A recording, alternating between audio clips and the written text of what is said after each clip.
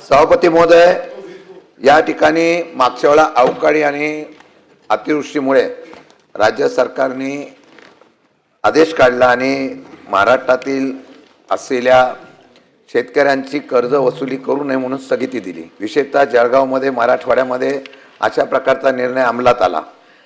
आदरणीय मंत्री महोदयांना माझी विनंती आहे की आपण सांगितलेल्या उत्तरामध्ये नियमित शेती निगडित कर्जाची वसूल 1 वर्षासाठी स्थगित करण्यात आलेली आहे। आता 25-26 स्थगिती असल्यामुळे बँकेवर अडचणी येत आहेत, ही वस्तुस्थिती आहे आणि म्हणून लोकांनी सुद्धा परत तुम्ही कर्जमाफी करणार या उद्देशाने परत कर्ज भरली नाही। अनेक बँका या स्थगितीमुळे अडचणीत आलेल्या आहेत, ही वस्तुस्थिती आहे। मंत्र्यांना माझा स्पेसिफिक प्रश्न आहे, 25-26च्या वर्षासाठी स्थगिती दिलेल्या या असलेल्या शेतकऱ्यांच्या कर्जाला काल जाहीर केलेल्या कर्जमाफीच्या योजनेमध्ये आपण बसवलेला आहे का?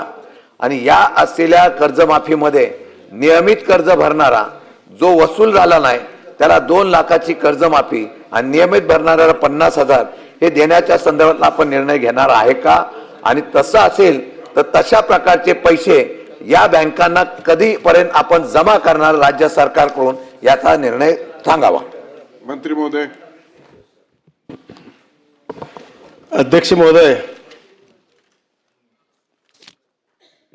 सन्माननीय या सभागृहाचे ज्येष्ठ नेते खडसे साहेबांनी हा प्रश्न विचारला होता, पण आताच आमचे नेते शशिकांत भाऊंनी या संदर्भामध्ये प्रश्न विचारलेला आहे।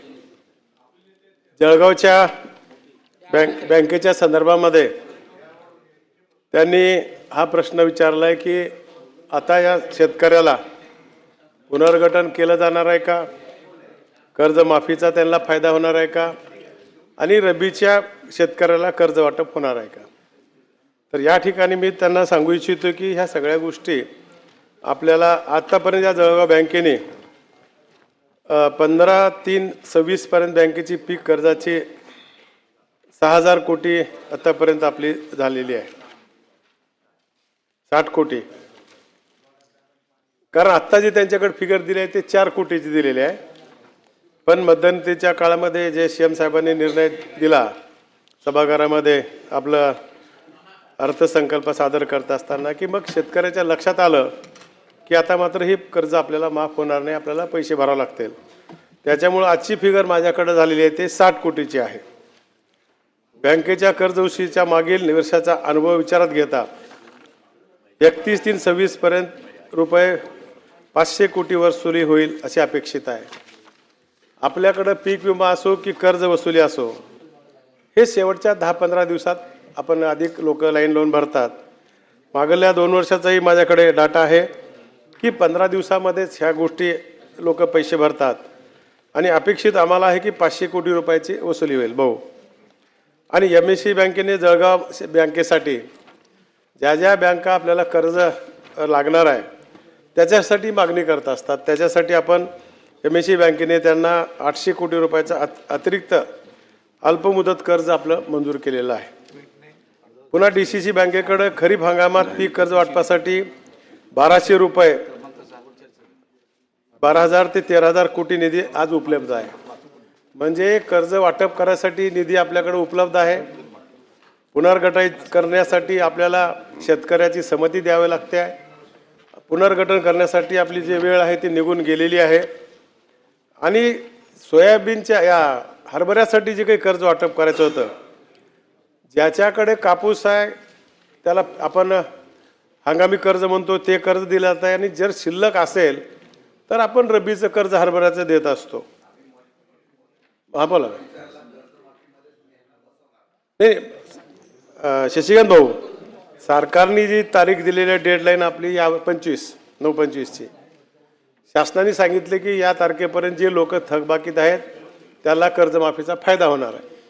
तर दुसरं तुम्ही म्हणल्याप्रमाणे ह्यांना हरणार आहे का, तर त्याच्या संदर्भामध्ये जी कमिटी बसविली आहे त्या कमिटीचा एक अहवाल आल्यानंतर अजून आपल्याला डिटेल ह्याच्यामध्ये कळू शकेल। सदाभाऊ खोत।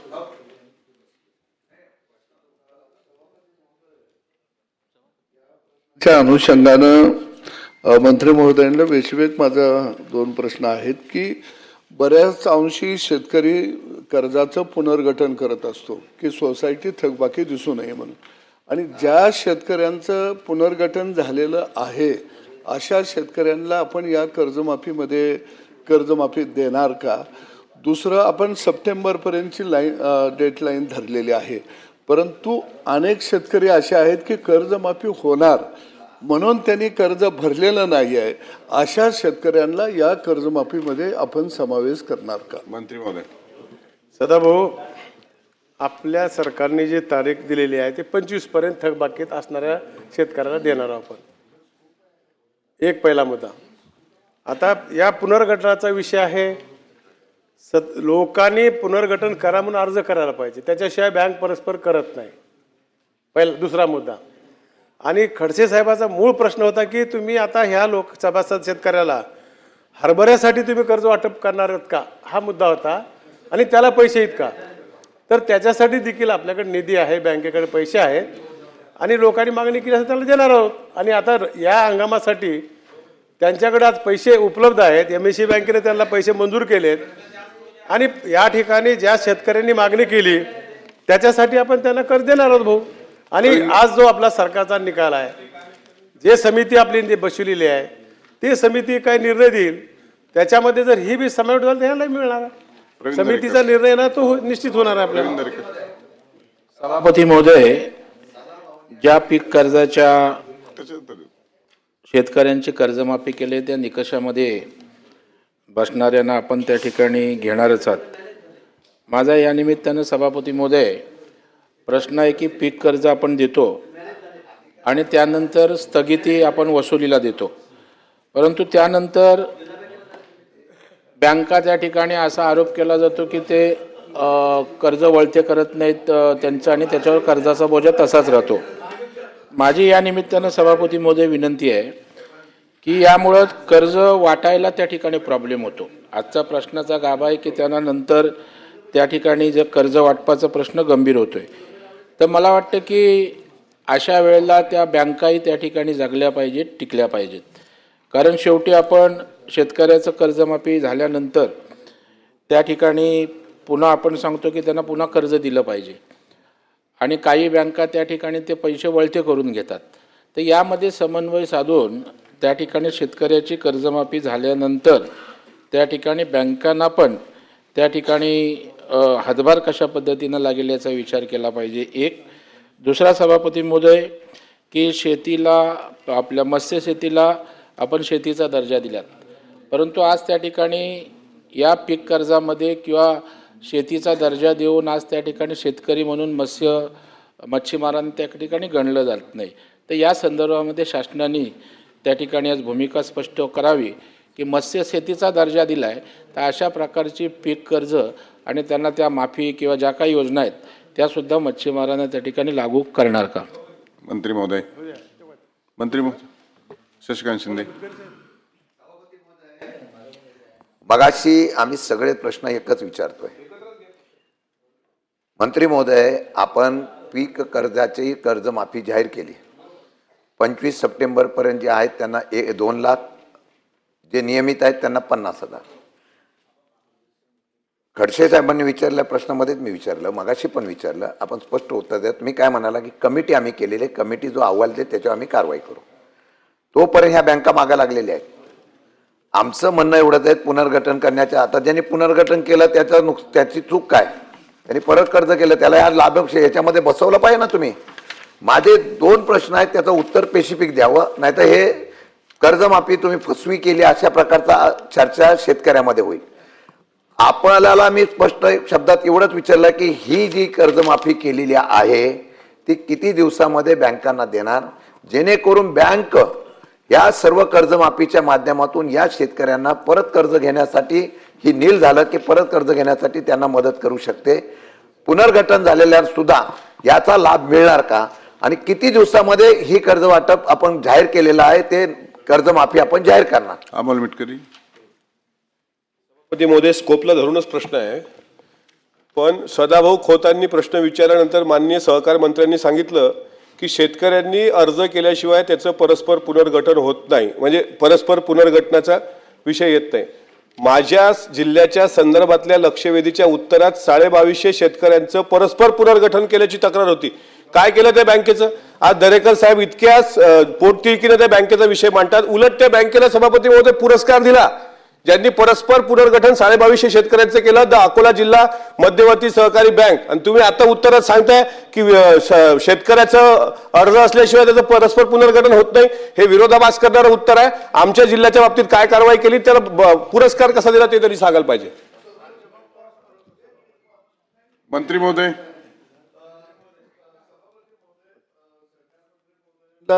शशिकांत शिंदे साहेबांनी विचारला त्या अनुषंगानं की आपण 2025 सप्टेंबरपर्यंत जे शेतकरी थकबाकीदार आहेत त्यांना आपण कर्जमाफी देणार आहे. हे जर पैसे लवकर जमा नाही झालं तर नव्यानं पीक कर्ज आता मे मध्ये शेतकऱ्याला घ्यावं लागणार आहे, ते मिळणार नाही.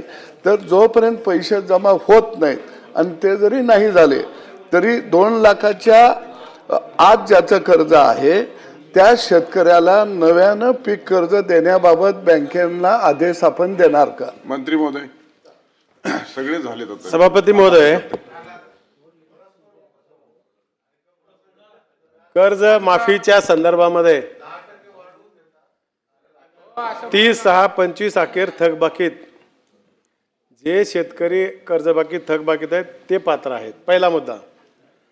दुसरा मुद्दा की ह्या लोकांना कर्ज देणारा त्या लोकांना देखील आज आपल्या बँकेच्या माध्यमातून कर्जाचे पैसे आहेत का असं त्यांनी विचारणं केलं होतं. आता त्यांची वसुली होईल, त्याच्यातून आपल्याला 800 कोटी जमाजात होतील आणि बँकेने काही पैसे बँकेचे काही पैसे आहेत. DCC बँकेकडे पुढील खरीप हंगामासाठी 1200 ते 1300 कोटी रुपये निधी उपलब्ध आहे. त्यांना देखील आपल्याला पैसे देण्यात येईल.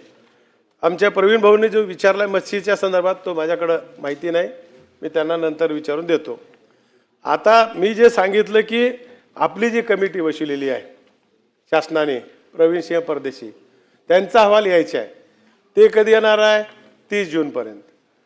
30 जूनमध्ये समजा हे जर बसले तर हे नाही देणार आपण सदाभाऊ. पुन्हा नवीन कर्ज द्यायची सिस्टीम करणं सदाभाऊ. ज्या लोकांनी कर्ज परतफेड केलेत त्यांना आपण कर्ज देऊ शकतो. हो हो. ती आपली ज्या कमिटीचा रिपोर्ट येईल, आपली या तारखेपर्यंत कर्जमाफी होणार आहे. त्याच्यानंतर मग ते कर्ज पात्र झाले तर त्याला कर्ज देण्यात येईल ना सदाभाऊ. हा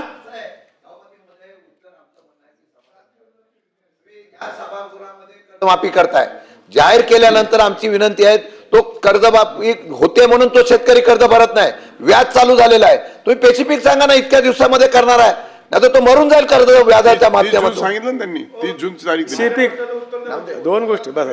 सगळ्याचं उत्तर देतो, थोडंसं ऐकून घ्या आमचं.